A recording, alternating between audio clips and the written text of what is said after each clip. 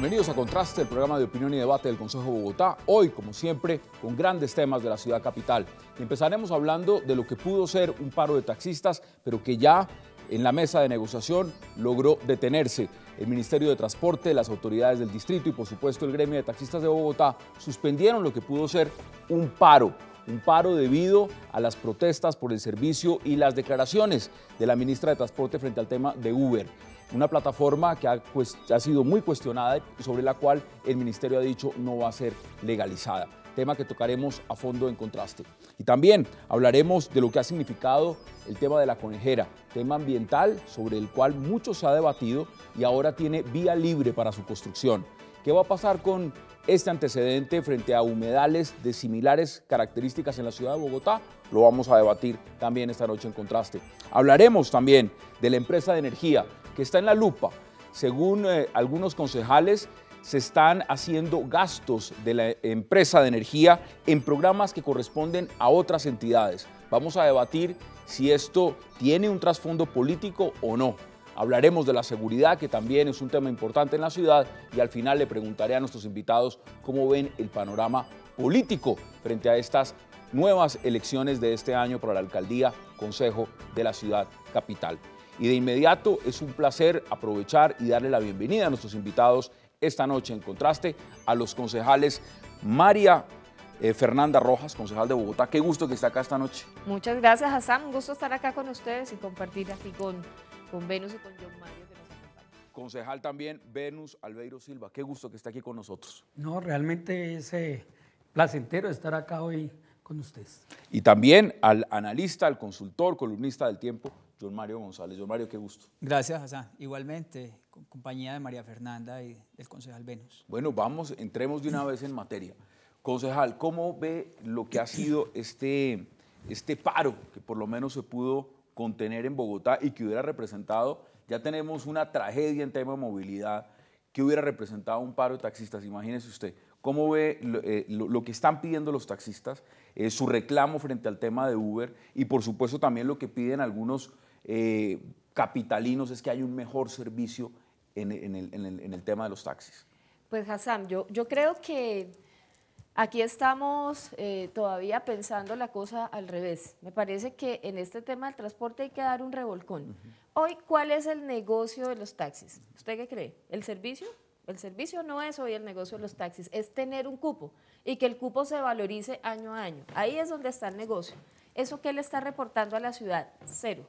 No le genera ningún beneficio económico a la ciudad. Esa rentabilidad que ganan no se distribuye con la ciudad, con lo público, pero adicionalmente se sacrifica el servicio, porque si el negocio suyo es tener un cupo y que se valorice, pues el servicio pasa a un segundo o tercer plano.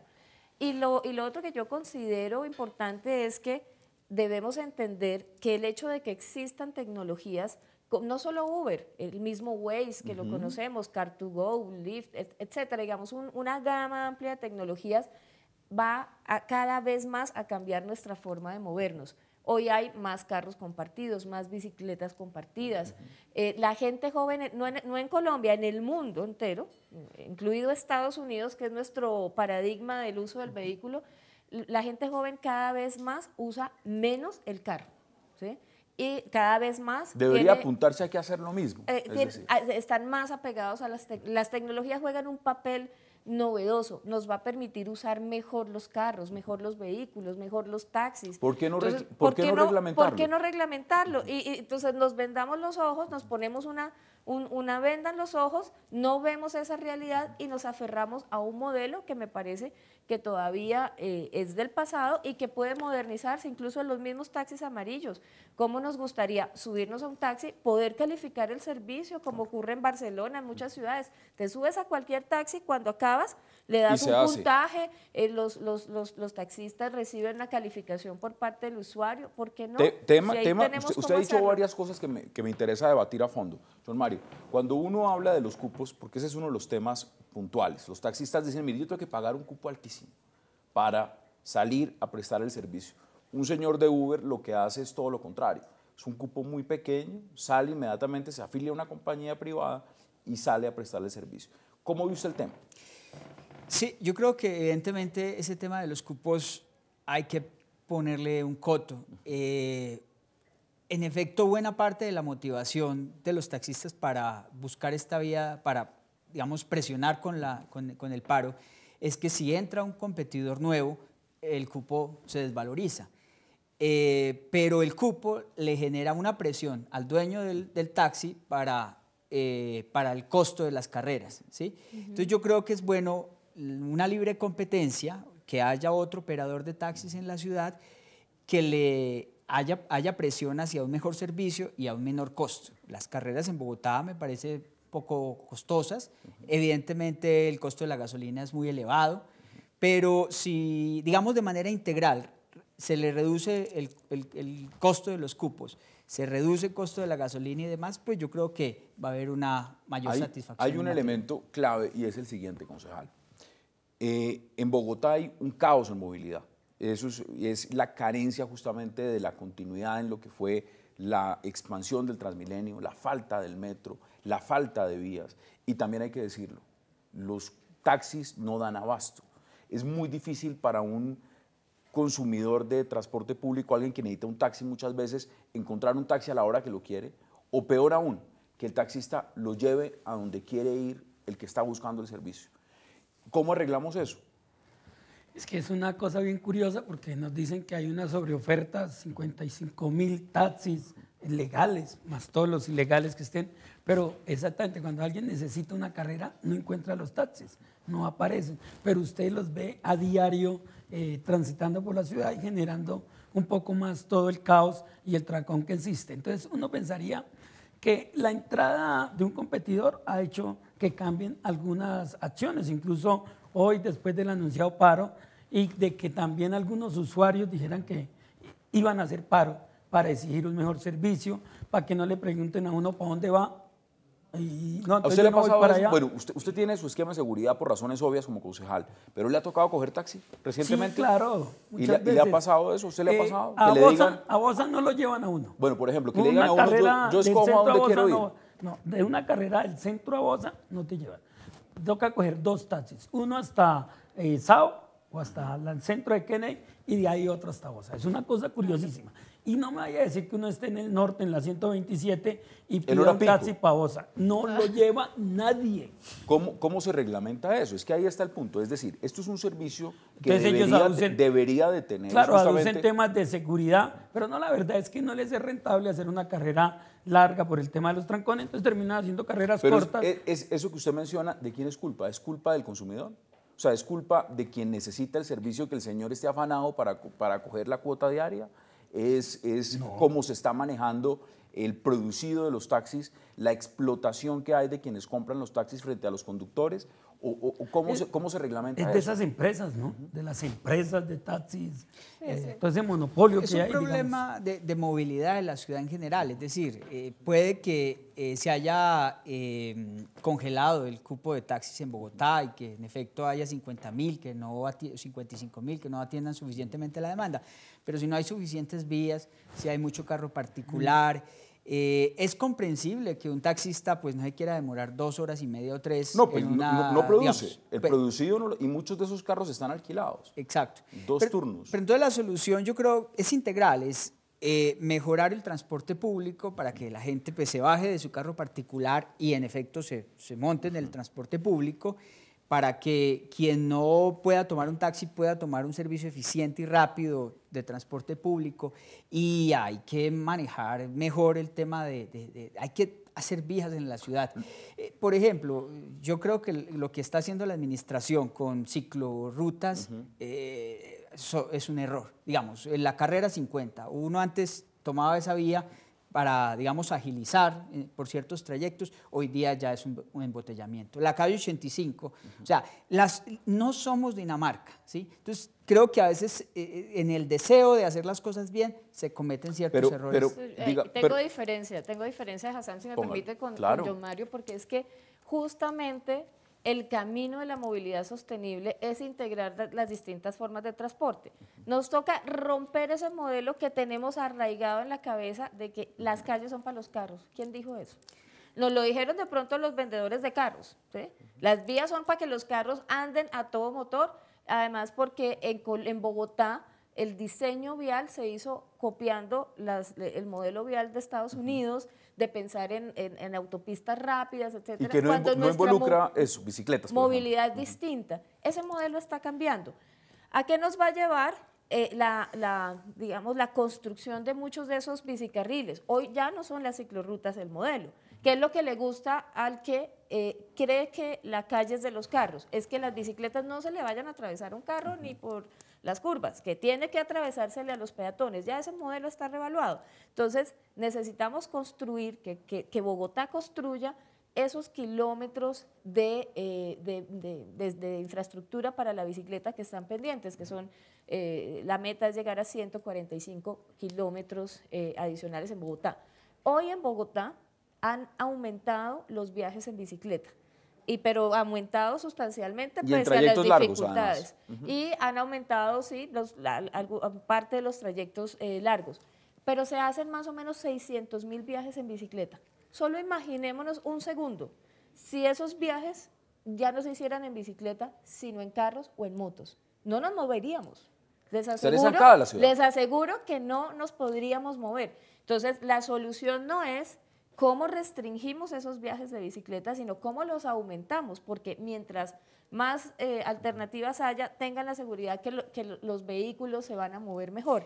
Digamos, esa es la lógica. Ahora, sobre la carrera 50 se ha construido ese mito de que se construyó el bicicarril y que ya no pueden moverse los carros. Miren, nosotros tenemos videos, fotos, la hemos recorrido, etcétera, y muchas veces el trancón está justo vamos a debatirlo y le voy a dar la oportunidad de que conteste también, concejal. Vamos a hacer nuestra primera pausa porque este tema todavía tiene mucha tela de dónde cortar. Recuerden, pueden entrar a nuestra página en Twitter, @contrastebogotá, y participar activamente de este debate con sus opiniones y comentarios. Ya regresamos porque tenemos todavía más temas pendientes en la agenda. No se vayan.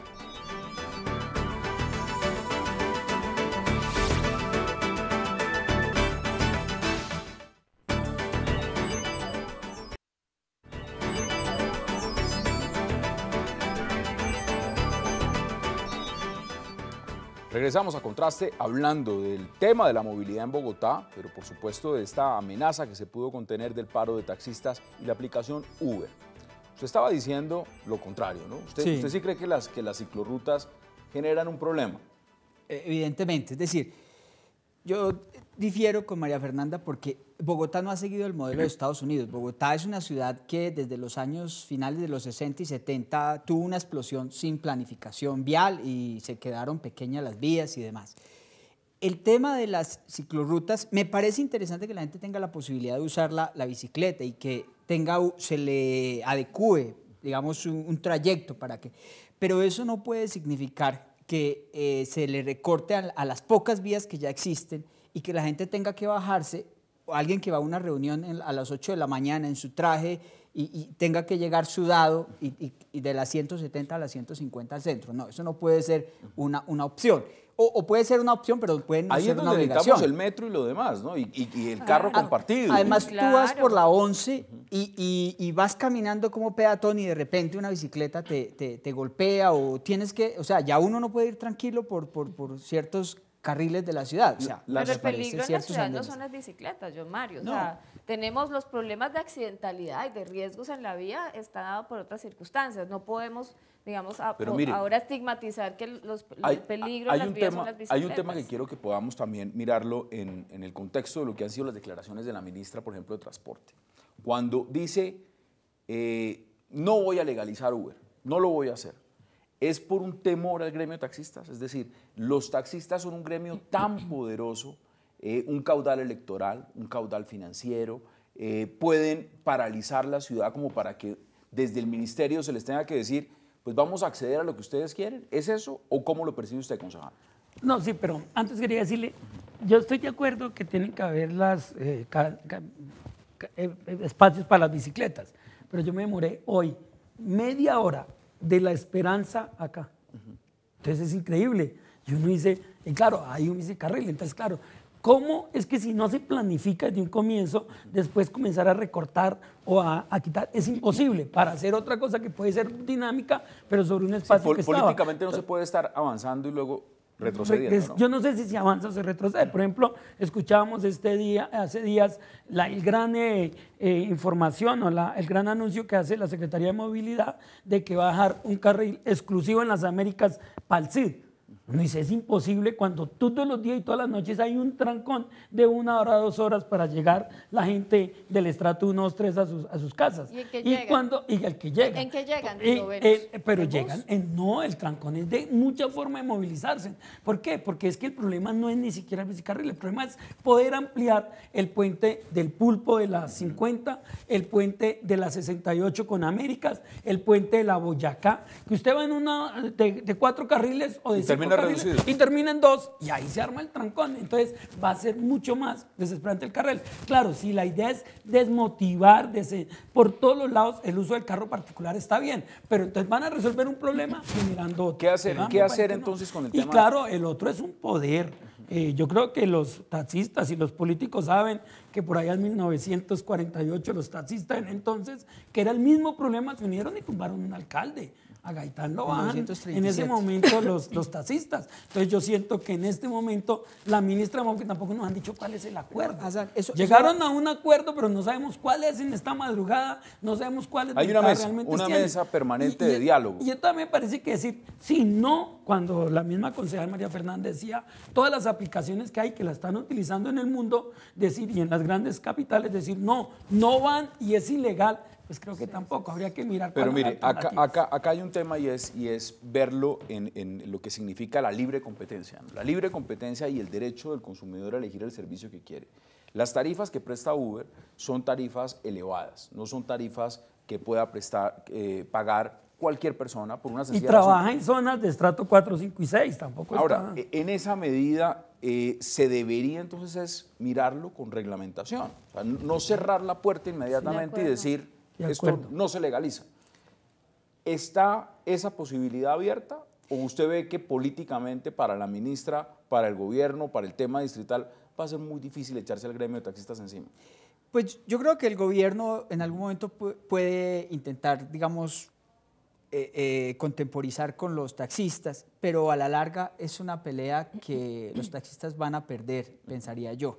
Y la libre competencia se va a imponer, porque el cambio tecnológico es muy difícil cerrarse el cambio tecnológico, por un lado.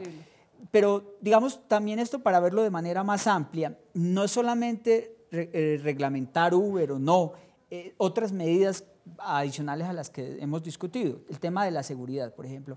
Yo conozco pues, muchas amigas que me dicen, es que yo no me subo en un bus porque digamos, el abuso de ciertos hombres. O no cojo un taxi en la calle. Un taxi, pues.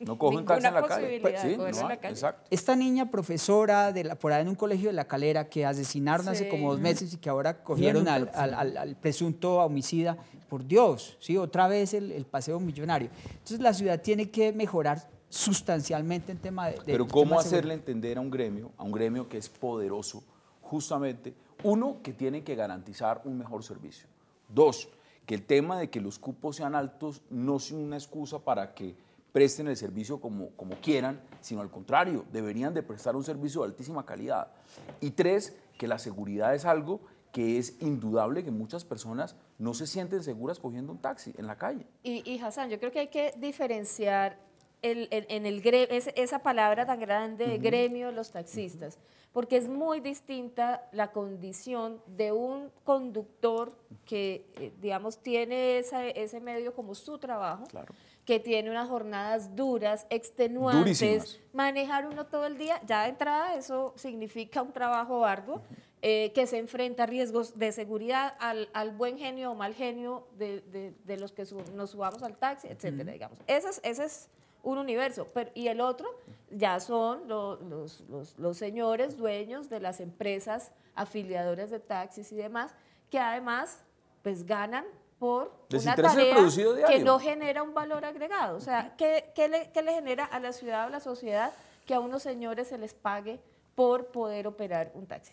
No están garantizando ni calidad del servicio, ni seguridad ni a los usuarios, ni a sus conductores, no están ofreciendo ningún plus a la sociedad. Me parece que ahí ese es el fondo que hay que cambiar. Ahí es donde debería entrar la reglamentación, claro, el ministerio. Claro, o sea, a mí me hubiera encantado ir a la ministra, no decir no, aquí no van a entrar nuevas tecnologías, sino ¿Cuál fue el dónde acuerdo? están los puntos que tenemos que cambiar para mejorar la calidad del servicio para los usuarios, pero también mejorarle la vida Agréguele al que taxista muchos cotidiano. solo descansan una vez a la semana por tema de pico y placa. Voy a hacer una comparación que es, digamos, no es exacta, pero yo creo que ayuda. Digamos, estas empresas terminan siendo como las EPS. Y aquí los afectados son los pacientes y los médicos, y aquí en este caso somos los usuarios y los conductores. Yo creo que ¿dónde deberían estar los cambios? En la manera como están operando, las condiciones, el valor agregado que le generen esas empresas, la rentabilidad de los cupos que se distribuya también para el Estado, para lo público. Y me parece que la salida no es simplemente decir, viene un mejor servicio, cerrémosle la puerta. Cerremos la puerta. Estamos haciendo el mundo al revés. ¿Cuáles serían sus conclusiones, concejal, sobre este tema de lo que significa la movilidad desde un punto de vista muy claro, muy dirigido, que es el taxi y Uber? ¿Cuál cree usted la solución? Yo creo que hay que mirar cómo se liberan los cupos. Es que los cupos están congelados y eso es lo que hace que suban, y aparentemente no hay, pero ellos lo suben, pero siempre aparecen más taxis en la ciudad. Entonces, ¿cómo mirar realmente liberar o suciar o acabar con el tema de los cupos? Ese tema también pasó hace muchos años con los buses amarillos y todas estas acciones que eran de empresas Liberarlos en afiliadas. esa medida, Liberarlos. entonces. Yo creo que esa es una opción. La segunda, hay que construir vías y hay que hacer el tren de cercanías, el metro, porque todo eso termina siendo alternativa realmente el transporte público. Y yo creo que hoy los taxistas, incluso mañana, dicen que van a dar 1 hora de taxi gratis, porque ellos también sienten que han venido perdiendo su clientela, sus No, y usuarios. es que hay grupos, mire, está por ejemplo la idea del señor Ricardo Saavedra De hacer Sierra, el día sin que está diciendo taxi, convocar el día sin taxi. Oye, el otro día que hicieron el Tomar paro taxi. en O la sea, Mañana, norte, ¿no? Sí, Se supone que exacto. mañana. Entonces, hicieron el paro en la norte y nos encontraban esa madrugada con cosas como que los usuarios le decían a los amarillos que venían en el otro, no, es que ustedes no nos llevan donde nosotros queremos, es que ustedes tal, es que el paseo millonario. O sea que la gente también ha venido cogiendo una conciencia de que hay un problema ahí. Entonces yo creo que hay que hacer todo un proceso de transformación cultural de que se preste un mejor servicio. ¿cuáles son sus conclusiones? Pues Antes yo de que creería, vayamos a la pausa. yo creería que Uber, pues por ser una aplicación nueva y que también en Europa ha sucedido algo similar, en España, paro de taxistas, creo que hay que dar tiempo al Ministerio de Transporte, al Ministerio de Comunicaciones, para mirar digamos, opciones, mantener el diálogo con los taxistas, pero sin recurrir a la vía de hecho pues, de parar la ciudad.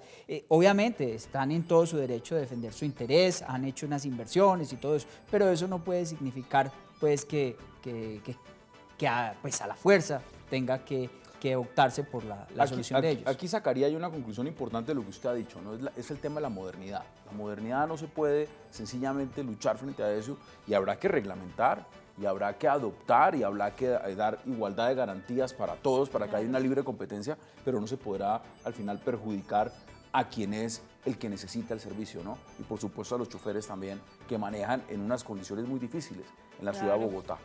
Vamos a la pausa en Contraste. Recuerden, pueden entrar a nuestra página en Twitter, @ContrasteBogotá, ahí participar activamente de este debate, con sus opiniones, con sus comentarios. Ya regresamos porque vamos a hablar de un tema que se ha tocado varias veces en este programa, el humedal, la conejera. Ya regresamos.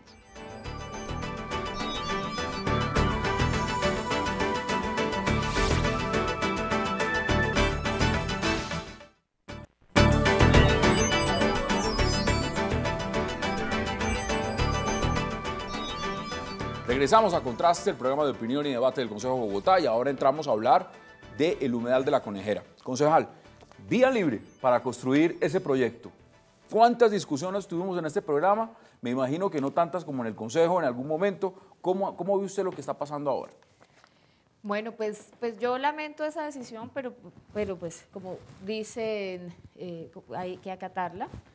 Sin embargo, se han anunciado recursos que va a interponer la gente que estuvo haciendo allá las protestas, la manifestación pacífica todo el tiempo.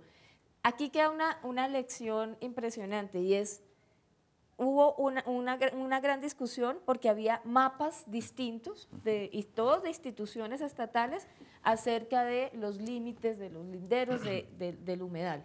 Y sí, la discusión estuvo en si realmente la construcción se metía o no en la zona que corresponde al humedal. Y pues en ese debate estuvimos meses metidos. Así es. Finalmente, el ministro se acoge a la cartografía del IGAC y dice no hay invasión de la construcción con respecto al humedal. Pero la pregunta es, ¿esta es la garantía que tenemos nosotros de la protección de los espacios ambientales? Cada entidad con un mapa, cada entidad con una forma de abordar un espacio tan importante como un humedal. Yo creo que aquí nos queda por avanzar mucho, por modernizar nuestros instrumentos. Si esto es en Bogotá, en un caso que fue tan público, imagínense cuando estamos hablando de baldíos en el país. Mire, ya le voy a dar uno bien interesante. Regiones, la Ciénaga Grande en Cartagena, en Santa Marta, perdón, Santa Marta. está ocurriendo exactamente lo mismo, la están secando. Y esto lo que genera es que no tienen muchas veces la lupa de los medios encima, el debate de la opinión pública y demás. ¿Cómo lo ve usted, hermano?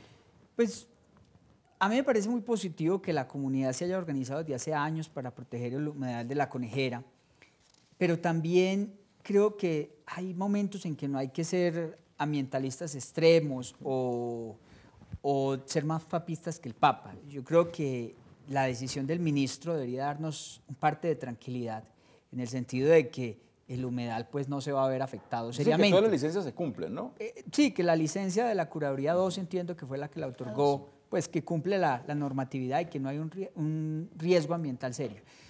De todas maneras, la decisión aún pues no es definitiva, digamos, se ha agotado en la instancia gubernativa, ahora vendrá al Tribunal Administrativo de Cundinamarca a una decisión que entendería sería de fondo, pero yo creo que tenemos que también, digamos, tener mediadores, en este caso el ministerio, la decisión del ministerio y acogerla, porque como decía María Fernanda, hay muchos otros temas que son de más difícil calado y tenemos que tener, no nos podemos quedar toda la vida discutiendo y polarizando y demás. Yo creo que la decisión del ministro, que además él entiende que era una decisión importante, pues debe haberla tomado con todo el sentido técnico posible, ¿no? ¿Cómo lo ve usted, concejal? Es que aquí uno vuelve a ver que los intereses privados le ganan a los de la comunidad, porque si bien era cierto que habían varios planos, varios mapas cartográficos, uno siempre esperaba que escogieran el máximo de distancia sobre el humedal y terminaron cogiendo el mínimo. O sea, siempre nosotros cumplimos con el mínimo. O sea, este mínimo es el que está más cerquita o casi sobre el humedal. ¿Por qué no se midió? Pues, obvio, porque iban a perder los intereses de unos constructores. ¿Por qué la Curaduría 2 entregó justamente sobre el mínimo? Eso es como, claro, como cuando cualquier constructor también en otra parte de la ciudad, sobre la ronda del río, así se ha construido, dice, no, es que eran 30 metros, entonces estamos cumpliendo con los 30 exacticos. ¿Y por qué no dejar un poco más? Y después venían todos los pruebas que se ha presentado. Ha pasado aquí en el humedal, entonces escogieron el mínimo. Entonces les hacen quitar un parqueaderito, una calle y pueden construir todo lo otro, pero hay una afectación también en el tema de las aves, toda la construcción. Entonces yo creo que eso nos está sentando un precedente para que en todos los humedales se construya sobre el mínimo. En este caso, algunos dicen textual, lo leo, es en apariencia salomónica. Es decir, el constructor deberá reubicar 5 estacionamientos, 2 zonas de barbecue y el salón social fuera del área que la personería había denunciado. Pero el resto se puede hacer. Exacto, el resto se puede hacer absolutamente todo. Lo que usted menciona es lo clave, yo creo que de este debate, es el antecedente. ¿Qué antecedentes se está dejando? Porque el antecedente es, ¿prima el tema ambiental en Colombia o prima otra cosa? ¿Cuál es el antecedente?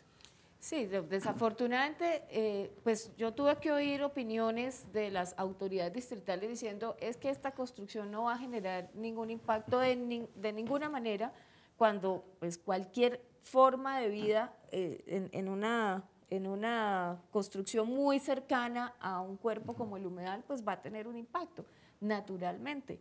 ¿sí? El ingreso de vehículos, la salida de vehículos, el que viva personas allí Usted lo tan menciona, cerca, las aves. Va a afectar las aves, va a afectar el reflejo el clima, de los edificios sobre el agua, eso tiene una cantidad entonces, digamos, una cosa es que nosotros aceptemos como sociedad, decir, construyamos pese a que sabemos que estamos afectando, a que nos creamos una mentira, que es decir, construyamos que esto no tiene ninguna afectación sobre esa zona ambiental, ¿sí? Porque también la sociedad puede aceptar, John Mario, decir, sí, vamos a afectar y vamos a generar un impacto negativo, ese es el costo del desarrollo, etcétera. Hay quienes, además hay teorías que defienden eso, pero no que nos digamos mentiras, ¿no? Que una construcción de esta naturaleza, con la carga que tiene, con los habitantes que va a trasladar a ese punto, no va a tener ninguna afectación. Cuando usted dice un tema bien interesante, lo he escuchado varias veces, digamos, ser más ecologistas o ser más papistas que el Papa. ¿Qué pasaría, por ejemplo, frente al tema de los cerros orientales, que se está debatiendo mucho también? Los humedales son necesarios, pero hablemos de páramos, hablemos de lo que significa gran parte del tema de aguas en Colombia. Lo que está pasando con esta ciénaga en Santa Marta es impresionante. Es decir, si no se toman determinadas medidas a veces que parecen muy pequeñas, pero que tienen todo el foco de la atención pública y se abandonan esos temas, ¿se está haciendo demasiada ecología o hay que hacer ecología? Claro. No, yo creo que hay que preservar el medio ambiente, las medidas deben de ser rigurosas, eso no, en mi opinión no está en discusión. El tema es que digamos, yo esperaría que en La Conejera pueda esta gente en desarrollo de la iniciativa privada y de sus capitales construir, porque también hay un terreno ahí que no corresponde al humedal y que estarían en su derecho de construir. Y que la ciudad crece y crece. Y si algo necesita Bogotá es vivienda, ¿no? Correcto. Que es uno de los temas. Pero entonces, que conviva, o sea, que se pueda construir esta unidad que creo que se llama Fontanar, y que se conviva y que además puedan disfrutar los habitantes allí de un espacio ecológico a pocos metros. Pero es que también hay temas, por ejemplo, como el río Bogotá. Llevamos décadas con un río sucio y eso no se limpia, ¿sí? Entonces, somos papistas en unas cosas, pero en otras no, ¿sí? Entonces, yo creo que hay que ser también equilibrados. ¿Usted cree que hay unos temas en ese sentido que son prioritarios en la agenda? Digamos, cerros orientales, sí. ¿No son sobre humedales? No, claro. Por la connotación misma, digamos, de lo que implica construir en una zona norte de la ciudad o en una parte donde pueden existir unos estratos que se ven más afectados que otros. ¿Eso influye o eso es simplemente una óptica errada? Yo creo que aquí se concilia necesariamente, o hay que conciliar lo que es la tendencia del desarrollo, del crecimiento de las ciudades, con las instituciones y la normatividad, en muchos de los casos muy débil, con los intereses y el deseo de los ambientalistas de que se preserve, digamos, el medio ambiente. Entonces hay que conciliar varias cosas, y cuando las instituciones son débiles, entonces la alcaldía, por ejemplo, tiene el propósito de preservar los cerros orientales, de que pues, de pronto hay unas curadurías corruptas o digamos, susceptibles de corrupción. Infortunadamente eso sucede, pero bueno, digamos que estamos en un marco que en unos casos opera, en otros no. Entonces la idea es, en el caso del Ministerio de La Conejera, que tuvo tanta publicidad, que el ministro tomó una decisión, esperaría yo en el mejor o con el mejor soporte técnico y con la mejor... Que esto avance. Sí, exactamente. Ahora, para empezar a concluir este tema, concejal, en Colombia se ha hablado mucho del rol del Ministerio del Medio Ambiente. Y se ha cuestionado por una razón, porque ha ido en contravía no solamente del tema de lo que son las licencias, sino de una política del gobierno que ha sido el tren minero, el tren de la expansión, del desarrollo. Y muchas veces dicen, nosotros no podemos como gobierno, como país, frenar una industria, frenar un tren del desarrollo por una cuestión ambiental. ¿Usted cree que sí hay que empezar a nivelarlo? Es decir, porque esto es un ejemplo de los muchos que hay, tema minero, construcción, protección de páramos, protección de medio ambiente, de ríos, de fuentes de agua. ¿Eso es lo que está pasando en Colombia? ¿Saben qué se resume todo eso? en nuestra capacidad de adaptarnos y de enfrentar el cambio climático, que ya no es una leyenda como nos hicieron creer, digamos, por mucho tiempo, que eso era un invento, un cuento y que acá es una no realidad, pegaba, es que una no realidad. pegaba, como no pegaba la ley 80 en muchas partes. Entonces, no, el cambio climático es una realidad. Y frente a esa realidad, pues una sociedad se tiene que disponer y concientizar. Y entonces nosotros no vamos a enfrentar eso si tenemos una explotación desmedida de nuestros recursos naturales. Fíjese que ahora aquí en la región de Sumapaz también se está buscando hacer una explotación minera importante, y esto es una reserva supremamente importante para la sostenibilidad de Bogotá, por ejemplo. Bogotá, sin tener la reserva que tiene en lo regional, no sobrevive. Imagínese usted acabar con los páramos que tenemos. Acabar con los páramos. Los humedales no solo son importantes, es que todo el occidente de la ciudad era un humedal. Esa es su naturaleza, cumple una función importantísima en los ciclos hídricos. Después nos quejamos cuando se inundan las ciudades, cuando se ocurren catástrofes por inundaciones. Pues es precisamente por no respetar todos esos ciclos. Ahora, no podemos llegar al, digamos, al conservacionismo ideal, que sería lo ideal. No, sabemos que no se puede, pero tampoco podemos arrasar con los recursos naturales que tenemos.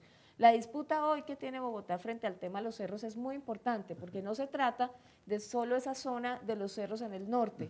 Estamos hablando de la posibilidad o no de urbanizar todos los cerros orientales de la ciudad, desde el sur hasta el norte. Estamos hablando además de cómo han sido esos procesos de urbanización, han sido arrasadores.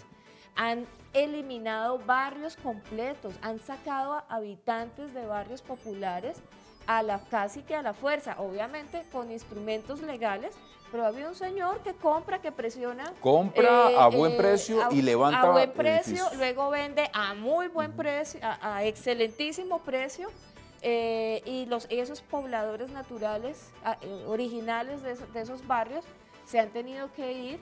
Vendieron lo más valioso, que era la localización de ese sector, con lo que significa uno vivir en esa zona de Chapinero Alto en los cerros, una maravilla de localización, y hoy pues las personas se tuvieron que ir a las periferias de la ciudad, etcétera. Entonces, tema muy importante. Es el qué, pero también el cómo se han dado esos procesos y a qué costo social.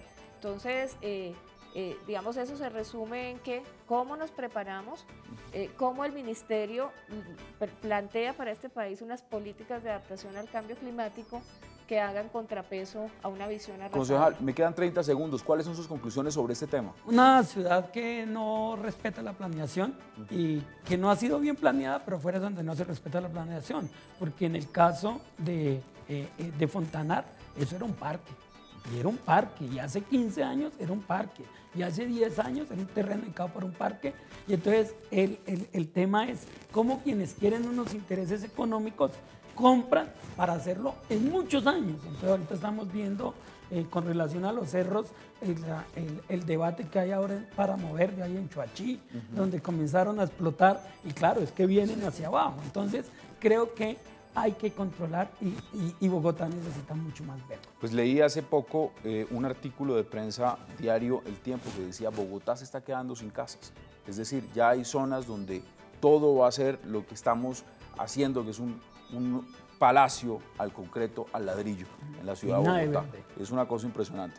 Vamos a la pausa en Contraste. Al regreso trataremos otro de los temas importantes y vitales que tiene que ver con la empresa de energía. Algunos dicen una joya de la corona en Bogotá, y por eso se está mirando con lupa cuáles son los gastos que está teniendo la empresa de energía. Ya regresamos, y recuerde, pueden entrar en nuestra página en Twitter, @ContrasteBogotá, y participar activamente de este debate. Ya regresamos.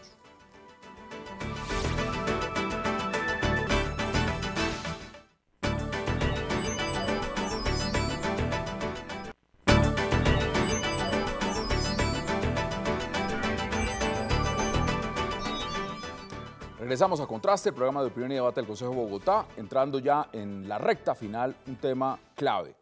La empresa de energía está en la lupa. Algunos están diciendo que se están gastando recursos en cosas que le corresponden a otras entidades. ¿Cómo ve usted ese tema, concejal? Pues, Le voy a decir cuáles son, más o menos. Sí. Cedulación de habitantes de la calle, actividades teatrales para niños, ferias y hasta apoyos para numerosas fundaciones se pagan con recursos de la empresa de energía. Mis reparos a esos tienen que ver con cuáles son los criterios para escoger a quién se le financia, a quién no. Esta es una empresa que entiendo, por los reportes, casi 1 billón de pesos de ganancias ha obtenido, o sea, por eso le dicen la joya de la corona. Y bueno, así como las empresas tienen responsabilidad social, pues me parece que la empresa de energía también la puede aplicar y financiar unas actividades culturales. ¿Quién va a decir que no es importante cedular 850 habitantes de la calle? ¿No? Es que eso le da el ingreso a sus derechos, etcétera. Pero la pregunta es, cuando se trata de unas actividades privadas, de fundaciones y demás, ahí cuáles son los criterios, ser amigo de alguien dentro de la empresa, Para que lo hagan. Para que sí se lo financien, si va mañana un ciudadano con una carpeta presentando un buen proyecto, una buena propuesta, ¿se la financian? ¿O tiene que pasar por algún filtro más personal? Entonces creo que debería haber unas convocatorias más abiertas, públicas, que se conocieran, que permitieran, por ejemplo, financiar ideas ciudadanas. Concejal, ¿cómo lo ve usted? No, yo lo que creo es que, digamos que la empresa de energía esté apoyando desde su responsabilidad social estas actividades son muy importantes, pero creo que el debate que quieren hacerlo lo han cogido por el lado más débil.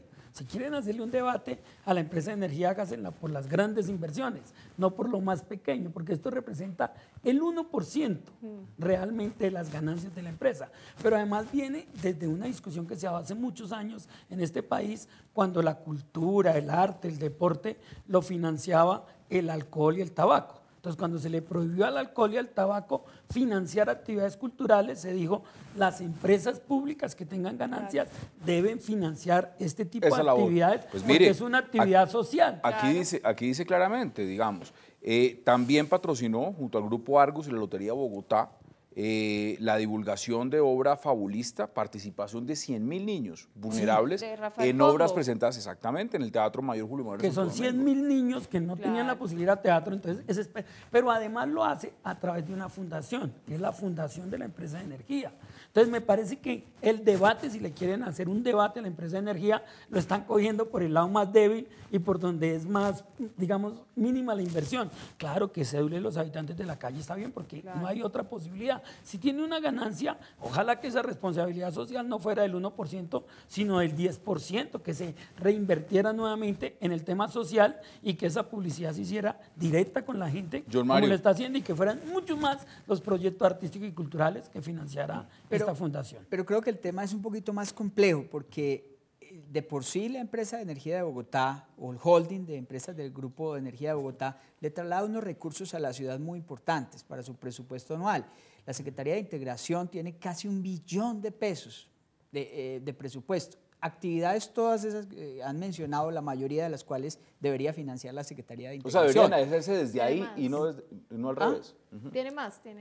Entonces, por un lado, ahora, hay que ponerle cuidado, porque otras empresas que en el pasado fueron muy bollantes, como la empresa, como Ecopetrol, por ejemplo, hoy día están pasando dificultades. Entonces, si en las épocas de las vacas gordas hacemos feria, eso puede ser difícil. Y la empresa de energía de Bogotá viene de haberse quebrado a comienzos de los 90 con ese proyecto del Guavio y todo. Fue una decisión inteligente la conversión en sociedad por acciones y demás, pero hay que ponerle la lupa a una entidad que maneja un presupuesto enorme, que no hay mucha transparencia y tiene inversiones muy grandes en Guatemala, en Perú, acá en Colombia. Esto es una joya de la corona. Exactamente. Esto es una empresa además que produce y ha sido muy bien manejada. Precisamente por eso su partido, Alianza Verde, sí, concluye. Perdón, Hassan, puede que haya sido bien manejada, pero más que bien manejada es porque también está en un sector muy rentable. Las tarifas de energía son muy altas en Colombia, ¿sí? Eso disminuye la competitividad en general de la economía o de los empresarios. Entonces, más bien deberían concentrarse en ser más eficientes, reducir tarifas, ¿sí? y trasladar ese beneficio a los ciudadanos. Entonces, vuelvo y insisto, hay que ponerle la lupa a esta empresa, porque desde el año pasado sonaron las alarmas cuando el alcalde nominó una persona que parece en su conducta personal no era muy solvente en su actitud personal, y además se nominaron unas personas en la junta directiva y se sacaron otras de un carácter, digamos, técnico, como el exministro Ese es el debate político. Exactamente. Ese es el Pero debate. no el otro que es... Perdón. Aquí, digamos, su partido, Alianza Verde, está diciendo a través de el concejal Antonio Sanguino que cuestionó la recompra justamente de acciones de la empresa de energía de Bogotá. Y que además, precisamente por ese lado, eso fue una compra cercana a 480 millones, pero además se habría dado unos despidos injustificados de 70 funcionarios de entre 15 y 20 años de la empresa que se negaron a firmar contratos. Esto terminó significando pagar más de 4.200 millones por la negociación. en indemnizaciones. Entonces, eso es lo que hay que compensar, mirar unas por otras.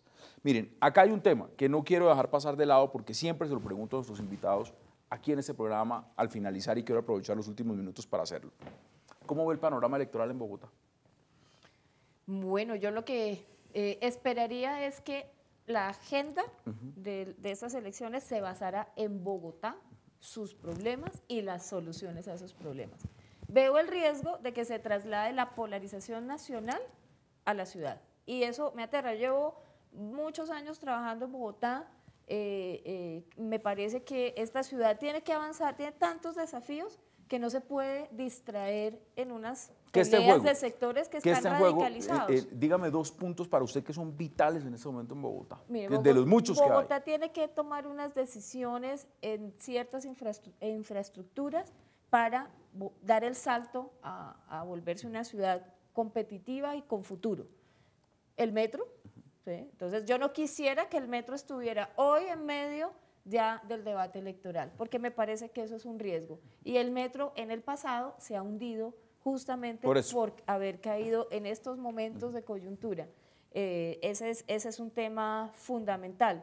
Y decisiones, por ejemplo, en los temas ambientales, creo que, bueno, y en general en la movilidad, ¿vamos a seguir con un modelo de intermodalidad en el transporte o nos van a echar para atrás, digamos, esa intermodalidad? Es impresionante. ¿Sí? Ese también es un salto importante que se puede dar o no. Y los programas sociales también están en juego. Se ha ganado mucho, la ciudad ha ganado mucho en los últimos años en los avances sociales, pero podría llegar una coyuntura que nos eche para atrás esos logros. Concejal, ¿cómo ve usted el panorama político en Bogotá? Bueno, esta no puede ser una campaña de en los últimos 12 años no se ha hecho nada, todo está acabado, no, porque no es cierto. Están los programas sociales, incluso en muchas áreas como las culturales se ha avanzado y hay unos espacios bien importantes. Pero también no puede ser una campaña solo de la polarización, sino que tiene que pensarse realmente en temas fundamentales como la paz. Pero la paz no da de lo que se firme en La Habana, sino de la paz de lograr que haya convivencia, tolerancia, seguridad. Pero usted dice algo importante, mire, Bogotá, en su opinión, está polarizada. Sí, claro, y la van a polarizar mucho más. Uno ya ve los arranques de la campaña, en estos 12 años no se hizo nada, vamos a cambiar, no pueden seguir los mismos. Entonces me parece que esa es una forma muy fácil de hacer campaña, de polarizar y no de generar propuestas. Entonces yo creo que en esta campaña lo que necesitan es propuestas. Realmente el tren de cercanías. Deme 2 temas. Tren de cercanías, FACA, Centro-Suacha, resuelve cualquier cantidad de problemas. Unidos al metro, unidos obviamente a todo el desarrollo de la movilidad, la seguridad y lógicamente la paz. Pero la paz realmente trabajar desde las comunidades. Si se firma realmente cómo va a ser el posconflicto, se ha pensado que se va a hacer en los barrios de estrato 2, 3, 4, cuando se comience a llegar otro tipo de población, qué tipo de problemas se van a generar y cómo se va a trabajar. Pero la paz es que la gente tenga prosperidad, tenga posibilidades de equidad y tengan empleo. ¿Cómo ve usted esta campaña y este proceso electoral político este año crucial en Bogotá? Crucial. Sí, no, creo que Bogotá está en un momento muy oportuno para dar un timonazo. Los últimos 12, 13 años... Lo que está diciendo es el discurso.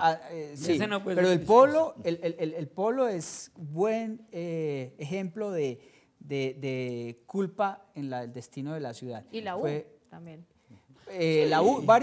varios partidos. Incluso Pero además los que se llevaron la platica son Sí. los que están en la cárcel. Ahí están igual. Del carrusel. ¿De qué partido Sí, claro. son? la corrupción, yo no he escuchado a un alcalde desde hace muchos años hablar de empleo en la ciudad.